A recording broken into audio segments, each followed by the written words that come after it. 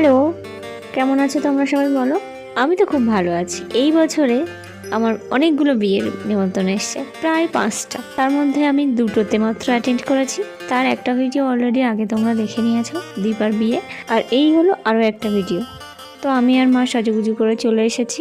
তখনও বর বউ আসনে বসেনি, এখানে সব বাচ্চারা ছবি তুলছে। জায়গাটা খুব সুন্দর করে সাজানো হয়েছে। আর মাকে আমি এখানে বসিয়ে দিয়েছিলাম, তারপর আমি ঘুরে ঘুরে বেড়াচ্ছিলাম। তার কিছুক্ষণ পরে বর এবং বউ উভয়ই মঞ্চে চলে এসেছে। আর এই যে দেখো তাদের ছবি সামনে থেকে, দুজনকে বেশ সুন্দর লাগছে। আর নতুন বউয়ের মুখটা একদম ছোট্ট, দেখতে বেশ মিষ্টি লাগছে।